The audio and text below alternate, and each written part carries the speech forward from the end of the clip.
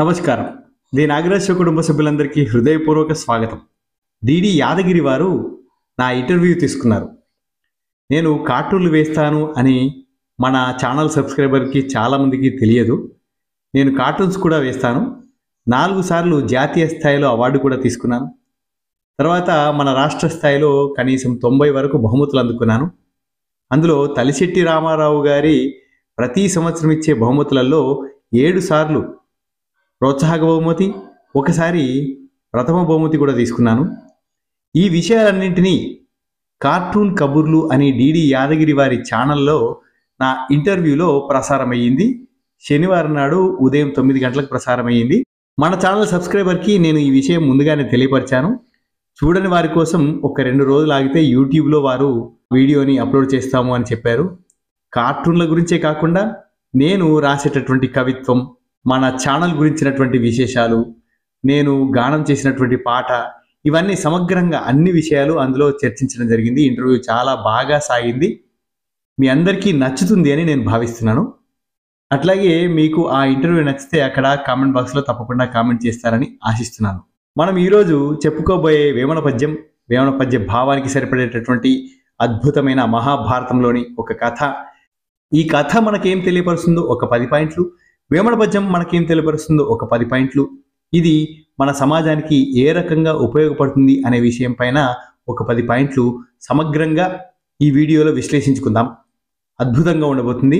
పద్యం చాలా చక్కని పద్యం, ఎంతో అద్భుతమైన పద్యం, చాలా సరళమైనటువంటి తెలుగులో రాసినటువంటి అందరికీ తెలిసిన విషయమే అయినప్పటికీ వేమన గారు తనదైన శైలిలో అద్భుతంగా వర్ణించారు. పద్యాన్ని విందాం రండి. ఆకు ఒక్క సున్నమవి 3 వన్నెలు, నేకమైన చోట దాకు నెరుపు, సోకి త్రిగుణమట్లు శోభించు పరమాత్మ, విశ్వదాభిరామ వినురవేమ. పద్యం బ్రహ్మాండంగా ఉంది. మరొక్కసారి విందాం. ఆకు ఒక్క సున్నమవి 3 వన్నెలు, నేకమైన చోట దాకు నెరుపు, సోకి త్రిగుణమట్లు శోభించు పరమాత్మ, విశ్వదాభిరామ వినురవేమ. ముందుగా పద్య భావాన్ని సూక్ష్మంగా తెలుసుకున్న తర్వాత ఈ పద్య భావానికి సరిగ్గా సరిపడేటటువంటి మహాభారతంలోని ఒక బ్రహ్మాండమైనటువంటి కథను విందాం. ఆకు పచ్చగా ఉంటుంది, వక్క గోధుమ రంగులో ఉంటుంది, సున్నం తెలుపు రంగులో ఉంటుంది.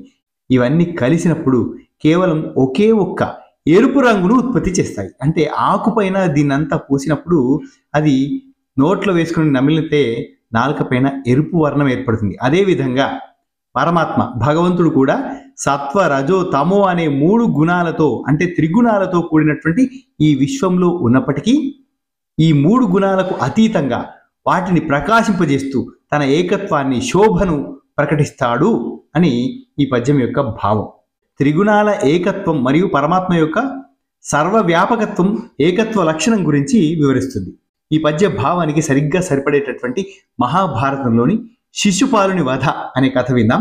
త్రిగుణాలు అంటే సత్వ రజో తమో గుణాలు ఒకే సమయంలో ఒక వ్యక్తిలో ఉండి చివరకు ఆ వ్యక్తి పరమాత్మలో కలిసిపోవడాన్ని సూచిస్తుంది. పరమాత్మ ఎవరు? శ్రీకృష్ణ పరమాత్ముడు. పాండవులు రాజసూయ యాగాన్ని నిర్వహించినప్పుడు ఆ యాగానికి అనేక మంది రాజులు, బ్రాహ్మణులు మరియు ప్రముఖులు కూడా హాజరయ్యారు. ఈ యాగానికి వచ్చినటువంటి అతిథులలో శ్రీకృష్ణుడు కూడా ఉన్నాడు.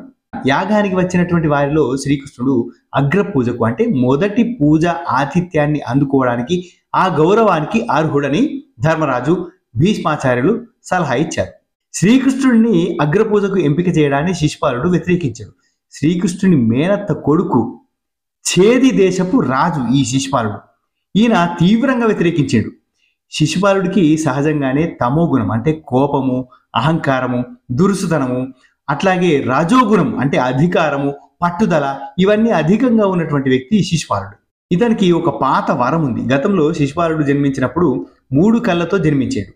ఆ అసాధారణ రూపం పోవాలంటే ఎవరో ఒక మహనీయుని చేతిలో ఆ బిడ్డ ఒడిలోకి వెళ్ళాలని ఆకాశవాణి చెబుతుంది. శిశుపాలుడి తల్లి తన చెల్లెలైన కృష్ణుడి తల్లి దేవకికి ఒక మాట తీసుకుంది. శిశుపాలుడు చేసే 100 అపరాధాలను క్షమించాలని శ్రీకృష్ణుడు ఆ వరాన్ని అంగీకరిస్తాడు. ఇప్పుడు క్షమాపణకి ఒక హద్దు ఉంటుంది కదా. రాజసూయ యాగంలో శ్రీకృష్ణుడు అగ్రపూజకు అర్హుడని చెప్పినప్పుడు శిశుపాలుడు అత్యంత దారుణంగా శ్రీకృష్ణుడిని, భీష్ముడిని, తర్వాత ఇతర పెద్దలను నిందిస్తాడు. శ్రీకృష్ణుడు ప్రశాంతంగా శిశుపాలుడి అపరాధాలను ఒకటి తర్వాత ఒకటి లెక్క పెట్టుకుంటూ కూర్చుంటాడు. నిందలు 100 దాటగానే శ్రీకృష్ణుడు తన చేతిలోని సుదర్శన చక్రాన్ని ప్రయోగిస్తాడు. ఆ చక్రం శిశుపాలుడి శిరస్సును ఖండిస్తుంది. శిశుపాలుడి శరీరం నుంచి తేజోవంతమైనటువంటి ఒక జ్యోతి వెలువడి అందరూ చూస్తుండగానే శ్రీకృష్ణుడి పాదాల వద్దకు చేరి ఆయనలో ఐక్యమైపోతుంది. ఇది శిశుపాలుడిలో లోపల ఉన్న సత్వగుణాన్ని, అంటే భగవంతునితో ఐక్యమవ్వాలనే కోరిక లేదా పూర్వజన్మల పుణ్యాన్ని మనకు సూచిస్తుంది. ఈ కథలో శిశుపాలుడి తమో రజో గుణాలు అతనిని నిందించేలా చేసినప్పటికీ అంతిమంగా అతనిలోని సత్వగుణం అతన్ని పరమాత్మలో విలీనం చేసి అతనికి మోక్షాన్ని ఇస్తుంది. వేమన పద్య భావానికి ఈ కథకు పోలికని తెలుసుకుందాం. ఆకు అంటే పచ్చగా ఉండేటటువంటి ఆకు, వక్క గోధుమ రంగులో ఉంటుంది, సున్నం తెలుపు రంగులో ఉంటుంది, ఎరుపు అనేది ఏకత్వం. ఇవి త్రిగుణాలేంటి? పరమాత్మ శిశుపాలుల కథలో రజో తమో గుణాలు శిశుపాలుని యొక్క చర్యలు, సత్వగుణం అంతర్లీనంగా భక్తి మోక్షం, జ్యోతి అంటే ఏకత్వం. ఈ రెండింటి మధ్య పోలికను సంపూర్ణంగా మనం ఇట్లా చర్చించుకోవచ్చు. ఆకు వక్క సున్నం, సత్వ రజో తమో గుణాలు ఇవి శిశుపాలుని లోపల ఉంటాయి. వేరువేరుగా కనిపించే 3 శక్తులు లేదా వస్తువుల కలయిక శిశుపాలుడి చర్యలు రజో తమో గుణాలను అతని సత్వగుణాన్ని సూచిస్తుంది. ఏకత్వము కలయిక 3 కలిస్తే వచ్చే ఎరుపు వన్నె శిశుపాలుడి శరీరం నుంచి వచ్చినటువంటి కృష్ణునిలో కలిసిపోయినటువంటి జ్యోతి. విభిన్న అంశాలు ఒకే అంతిమ శక్తిలో విలీనం కావడం ఎరుపు వన్నె ఏకత్వాన్ని సూచించగా, జ్యోతి మోక్షాన్ని పరమాత్మలో లీనం కావడాన్ని మనకు సూచిస్తుంది. త్రిగుణాలైనటువంటి శోభించే పరమాత్మ జ్యోతిని స్వీకరించిన శ్రీకృష్ణుడు. ఈ 3 అంశాలకు అతీతంగా ఈ మూడింటిని తనలో ఇముడ్చుకున్న అంతిమ సత్యం లేదా శక్తి శ్రీకృష్ణుడు. ఆకు వక్క సున్నం కలిపి ఎరుపుని ఇస్తాయి. త్రిగుణాలతో కూడినటువంటి శిశుపాలుడు కృష్ణుడి చేత అంతం కావడం బాహ్యంగా విభిన్నంగా ఉన్నప్పటికీ అంతిమ లక్ష్యం ఒకటే. శిశుపాలుడు నిందించిన లోపలి భక్తి అతన్ని పరమాత్మ వైపు నడిపించింది. పద్యంలో 3 వస్తువులు ఒకే ఎరుపు రంగుగా మారినట్లు శిశుపాలుడిలోని 3 గుణాలు చివరకు ఒకే పరమాత్మ తేజస్సు లోపల కలిసిపోయాయి. వేమన పద్యం ద్వారా మనం నేర్చుకోవాల్సినటువంటి 10 విషయాలను ఇక్కడ విశ్లేషించుకుందాం. ఏకత్వంలో బలము. వేర్వేరు వస్తువులు అంటే ఆకు వక్క సున్నం కలిసినప్పుడు ఒకే శక్తివంతమైనటువంటి రంగు అంటే ఎరుపు తయారైనట్లు మానవులు భిన్నత్వంలో ఏకత్వాన్ని సాధించాయి. అంతరంగిక పరివర్తన. బాహ్య రూపం వేరుగా ఉన్న వాటి కలయిక కొత్త శక్తిని సృష్టిస్తుంది. మనిషిలో అంతరంగిక మార్పు గొప్ప పరిణామానికి దారితీస్తుంది. త్రిగుణాల అవగాహన. సత్వ రజో తమో గుణాలు మన జీవితంలో నిరంతరం పనిచేస్తాయని, వాటిని గుర్తించి సమన్వయం చేసుకోవాలని తెలుసుకోవాలి. బంధాలకు అతీతం. పరమాత్మ త్రిగుణాలతో ఈ విశ్వాన్ని నడిపిస్తున్నప్పటికీ ఆయన గుణాలకు అతీతుడని, మనం కూడా గుణాల బంధాల నుంచి విముక్తులం అవ్వడానికి ప్రయత్నించాలి అని మనకు తెలియపరుస్తుంది. మిశ్రమ ఫలితాలు. మంచి అంటే ఆకు, దాని యొక్క రంగు పచ్చనైనది. చెడు అంటే సున్నము, తెలుపు వర్ణము, దాని తీవ్రత. ఇవి కలిసినా కూడా ఒక ప్రత్యేకమైన అనుభూతిని అంటే ఎరుపు వర్ణాన్ని ఇస్తాయని, జీవితంలో అన్ని అనుభవాలను మనం అంగీకరించాలని మనకు తెలియపరుస్తుంది. అహంకారాన్ని విడనాడాలి. ఆకు వక్క సున్నం తమ వ్యక్తిత్వాన్ని వదులుకొని ఎరుపుగా మారినట్లు మన వ్యక్తిగత అహంకారాన్ని వదులుకుంటేనే గొప్ప లక్ష్యాన్ని చేరుకోగలుగుతాం. ప్రపంచ సత్యం. ఈ ప్రపంచం త్రిగుణాల మిశ్రమమని, కానీ వీటన్నింటికీ మూలం ఒకే సత్యమని మనం గ్రహించాలి. ఆ సత్యమే పరమాత్మ. సమన్వయం యొక్క విలువ. భిన్న అభిప్రాయాలు వ్యక్తులు, వాటిని సమన్వయం చేసుకున్నప్పుడే శోభ అంటే ఎరుపు లేదా విజయము మనకు సాధ్యమవుతుంది.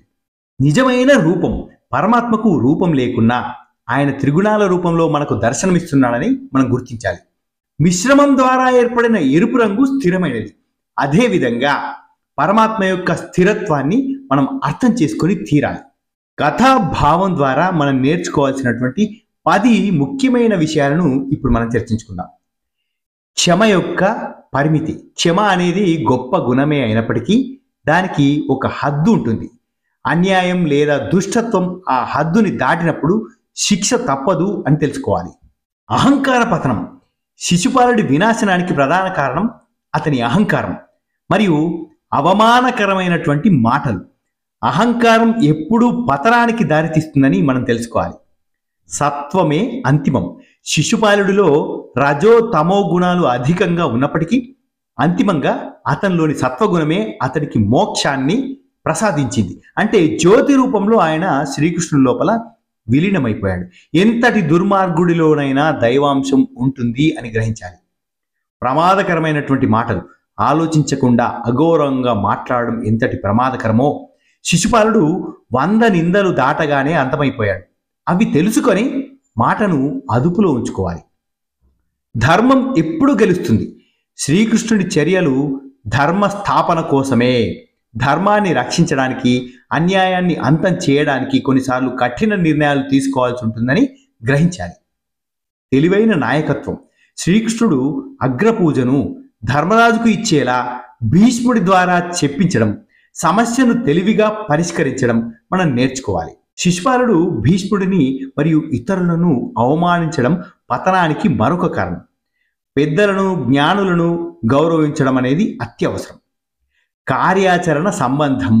ప్రతి చర్యకు ఒక ప్రతిచర్య ఉంటుందని, అంటే 100 తప్పులను లెక్కించడం, మనం చేసే పనుల ఫలితాలు తప్పక అనుభవించి తీరాల్సి వస్తుందని తెలుసుకోవాలి.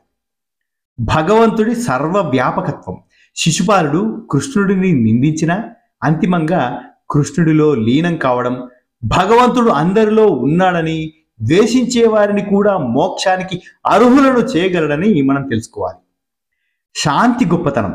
అపరాధాలు జరుగుతున్నా కూడా కృష్ణుడు 99 సార్లు శాంతంగా ఉండడం కోపాన్ని అదుపులో ఉంచుకోవడం యొక్క ప్రాముఖ్యతను మనకు తెలియపరుస్తుంది. మహాభారతంలోని కథ మరియు వేమన పద్యం నేటి సమాజానికి అందించేటటువంటి 10 ముఖ్యమైన సందేశాలు మనం ఇప్పుడు తెలుసుకుందాం. భిన్నత్వంలో ఏకత్వం. పద్యంలోని త్రిగుణాల ఏకత్వం నేటి సమాజంలో కుల, మత, ప్రాంతీయ భేదాలు ఉన్నప్పటికీ మానవత్వం అనే ఒకే భావనతో ఐక్యంగా ఉండాలనే సందేశాన్ని మనకిస్తుంది. సంయమనం, సహనం. శిశుపాలుడి కథలో కృష్ణుడు 100 తప్పుల వరకు సహనం వహించినట్లు నేటి సోషల్ మీడియా యుగంలో తొందరపాటు వ్యాఖ్యలు చేయకుండా సంయమనం మనం పాటించాలి. మాట విలువ. శిశుపాలుడి పతనం అతని మాటలే కారణం. నేడు మనం మాట్లాడే మాటలు, చేసే పోస్టులు సమాజంలో ఎంతటి వినాశనాన్ని సృష్టించగలవో తెలుసుకొని జాగ్రత్తగా ఉండాలి. పర్యవసనాల స్పృహ కలిగి ఉండాలి. కర్మ సిద్ధాంతం ప్రకారం ప్రతి చర్యకు ఫలితం ఉంటుంది. నేటి యువత తమ చట్ట విరుద్ధ చర్యలు లేక అనైతిక పనుల పర్యవసానాల గురించి స్పృహతో ఉండాలి. నాయకత్వ లక్షణాలు. ధర్మరాజు కృష్ణుడు ప్రదర్శించినటువంటి నిష్పక్షపాత నాయకత్వం మరియు సమస్య పరిష్కార నైపుణ్యాలు నేటి రాజకీయ నాయకులకు, కార్పొరేట్ నాయకులకు ఆదర్శనీయం. అంతరంగ శుద్ధి. వేమన పద్యం అంతిమంగా పరమాత్మను చేరుకోవాలని చెబుతుంది. ఇది బాహ్య సౌందర్యం కంటే ఆంతరంగిక పరిశుభ్రత మరియు నైతిక విలువలకు ప్రాధాన్యతను ఇవ్వాలని సూచిస్తుంది. వ్యక్తిత్వ వికాసం. త్రిగుణాలను తెలుసుకోవడం అనేది ఒక రకంగా వ్యక్తిత్వ వికాసం. మనలోని సానుకూలత అంటే సత్వగుణం మరియు ప్రతికూలత అంటే రజో తమో గుణ లక్షణాలను గుర్తించి వాటిని మనం మెరుగుపరుచుకోవాలి. ఆధ్యాత్మిక అన్వేషణ. ఆధునిక జీవనంలో ఒత్తిడి, ఆందోళన ఎక్కువైనందువలన పరమాత్మ అంశాన్ని గుర్తు చేసే ఈ పద్యం జీవిత పరమార్థం వైపు నడిపించి ఆధ్యాత్మిక శాంతిని పొందాలని మనకు సందేశం ఇస్తుంది. ఇది విమర్శనాత్మకమైనటువంటి దృక్పథం. శిశుపాలుని కథ ఇతరులను గుడ్డిగా నిందించడం కాకుండా సమస్యను తార్కికంగా, న్యాయబద్ధంగా విమర్శించే పద్ధతిని నేర్చుకోవాలని మనకు చెబుతుంది. వేమన పద్యం, శిశుపాలుడి కథ రెండు అంతిమంగా మోక్షం లేదా విముక్తిని లక్ష్యంగా చేసుకోవాలని చెప్తున్నాయి. అంటే ఈ ప్రపంచంలో జీవిస్తూనే బంధాల నుంచి విముక్తిని పొందే మార్గాన్ని అన్వేషించాలనే సందేశాన్ని ఈ కథ మరియు వేమన గారి పద్యం మనకు అందిస్తున్నాయి. కాబట్టి ఆకువక్క సున్నమవి 3 వన్నెలు నేకమైన చోట దాకు నెరుపు సోకి త్రిగుణమట్లు శోభించు పరమాత్మ విశ్వదాభిరామ వినురవేమ. ఎంతో అద్భుతమైనటువంటి పద్యం, ఎంతో అద్భుతమైనటువంటి శిశుపాలుని కథ ద్వారా మనం నేటి సమాజానికి ఉపయోగకరమైనటువంటి ఎంతో అద్భుతమైన సందేశాన్ని ఈ వీడియో ద్వారా విన్నాం కదా. ఇలాంటి మరిన్ని మంచి వీడియోలతో మరొక రోజు మీ ముందుకు వస్తాను. అంతవరకు మీకు ఈ వీడియో కానీ బాగా నచ్చినట్లయితే తప్పకుండా లైక్ చేసి ఇలాంటి మంచి కంటెంట్ ఉన్న వీడియోలు 10 మందికి చేరే విధంగా షేర్ చేస్తారని, మరియు కొత్తగా వచ్చినటువంటి సబ్స్క్రైబర్లు తప్పకుండా సబ్స్క్రైబ్ చేసుకొని మన ఛానల్ అభివృద్ధికి తోడ్పడతారని హృదయపూర్వకంగా కోరుకుంటూ ధన్యోస్మి. శుభం భూయాత్.